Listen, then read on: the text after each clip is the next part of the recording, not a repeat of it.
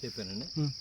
తూర్పు డొంకండి 3.5 బిట్టు ఇది మనస్తాపాలెం బెల్లంకొండ మండలం పక్కా రిజిస్ట్రేషన్ అండి. ఇది ఏదైనా కావాలంటే సైదా గారిని కలవండి, ఇబ్బంది లేదు. 13 లక్షలు 13.5 చెబుతుండే ఇది రేటు. ఏదంటే సైదా గారిని కలవండి, దానికి చెప్తుడు.